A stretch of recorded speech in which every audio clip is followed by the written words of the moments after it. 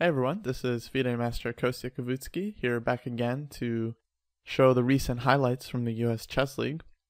This past week featured the quarterfinals, the first round of the postseason of the US Chess League, and it featured the best two teams from each division facing off against each other to advance to the semifinals.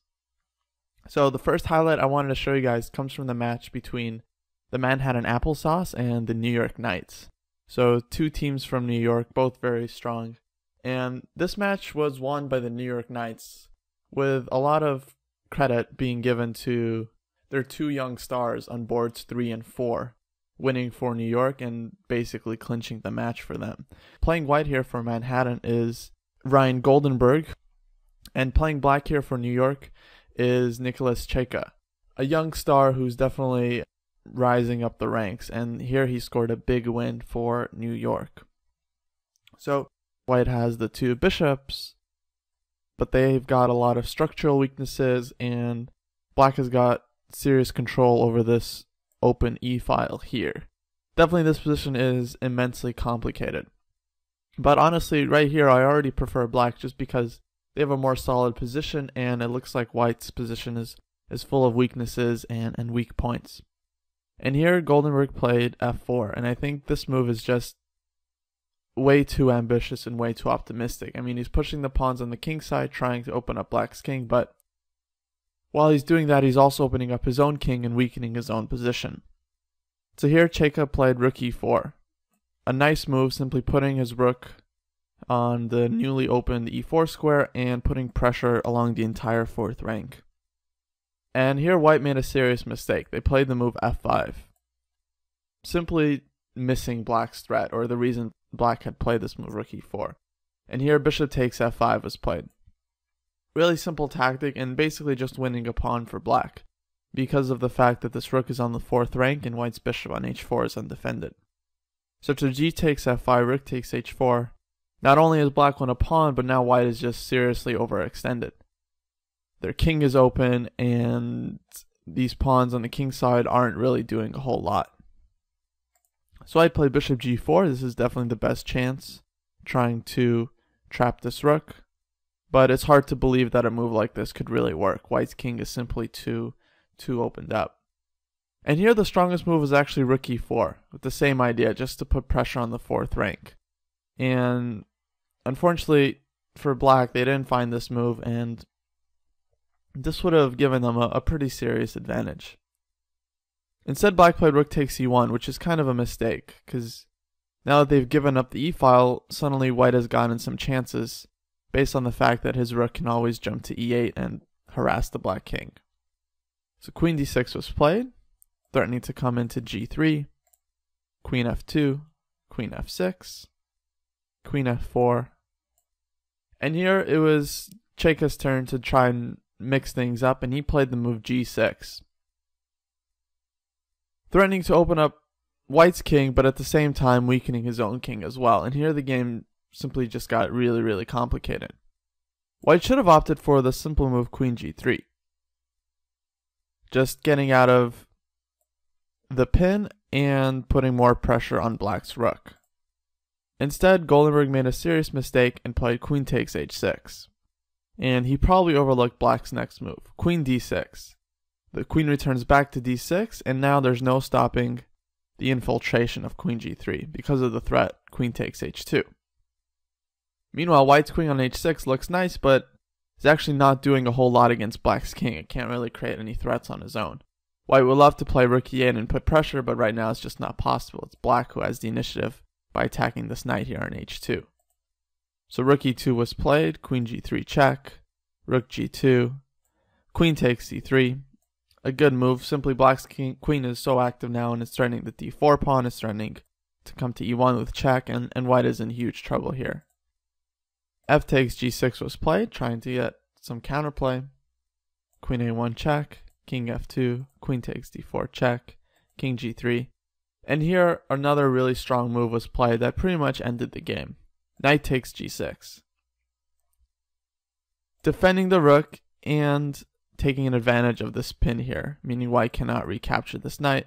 And white's attack here is pretty much over. Black's pieces are so active that it's just completely winning for black. The game lasted a bit longer. White played queen g5, queen c3 check, bishop f3, queen e1 check, rook f2, and here rook takes h2, simply winning the knight and taking advantage of yet another pin. Bishop g2 was played.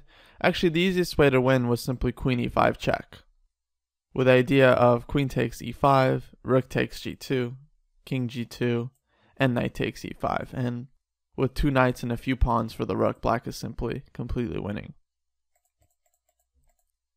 Instead, black played rook takes h5, giving up his rook, but after queen takes h5, queen e3 check, queen f3, check, king h2, and knight ce5, black isn't really down a whole lot of material. They have a knight and 3 pawns versus white's rook, which is basically worth more than a rook, and with such an exposed white king and active knights and queen, black was able to win quite comfortably. This next highlight comes from the same match, and here I am Akshat Chandra playing white against FM Rico Salim Bhagat for Manhattan. Now, Akshat is another young superstar, and here he really showed his strength by winning this game quite convincingly. So here white played the move bishop c4. A nice move, simply putting the question to black's queen. The problem for black here is that they're lacking a bit of space, and also white's pieces are simply very active and putting a lot of pressure on black's position here. So it's not so easy to play this game for black. A move like queen c6, for instance, could be met with something like a4. And suddenly white is starting to trap the bishop and also to play b5 and harass black's queen even further. And after an idea like knight f1, knight g3, black's king side is going to be under a lot of pressure. So in light of all this, here black decided to try and solve their problems concretely with the move rook takes d2. As we'll see in the game, this didn't quite work out for black. Of course, the point of rook takes d2 is to remove the defender of white's bishop, so if white recaptures this rook, black will simply play queen takes c4. But the drawback, of course, is that white can play bishop takes e6, capturing black's queen.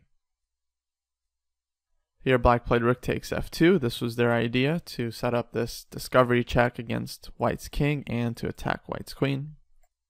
But here Akshat simply found the cleanest way to get a pretty decisive advantage. He simply gave back the queen. Black took, takes, and instead of taking this bishop, here black played knight takes e4. And this was probably the whole point of playing rook takes d2 and rook takes f2, was to set up this trick with knight takes e4 check, and after king g1, knight takes g5. But here bishop b3. So what has happened? Black now has a knight and 2 pawns for white's rook, which is normally enough material to have compensation. But the problem here is that white's rook is already extremely active, controlling the only open file. And because of this, I think, although material is generally pretty equal, white has a huge advantage here just because their rook has already obtained an active place. Black played rook c8, prophylactically defending the c7 pawn and getting ready to bring his king to the center of the board.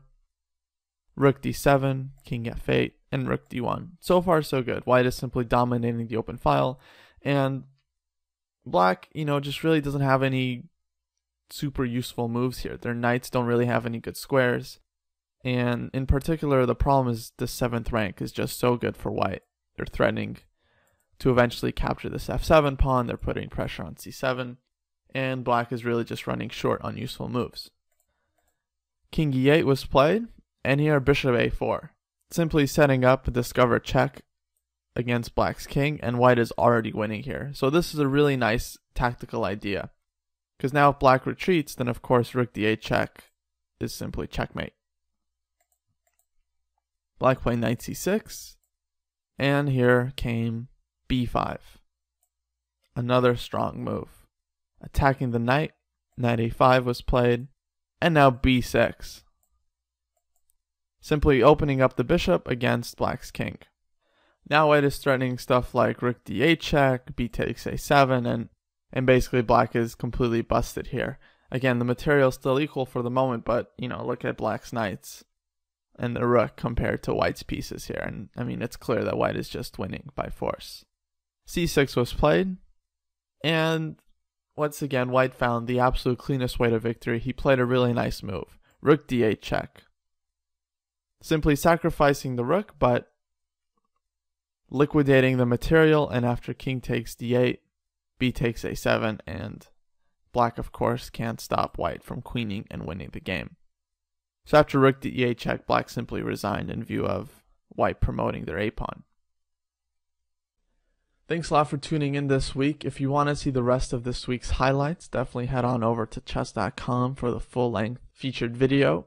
The USCL semifinals are actually taking place this Saturday live on Chess.com, so if you're a member, definitely log on and go to Chess.com/TV to see live coverage of all the matches. The New York Knights are going to play the New England Nor'easters, while the San Francisco Mechanics will be facing off against the Miami Sharks. These four teams are all incredibly strong, and the two matches will definitely prove to be extremely exciting, so I hope to see you all there. Thanks a lot for listening, and I'll see you around next time.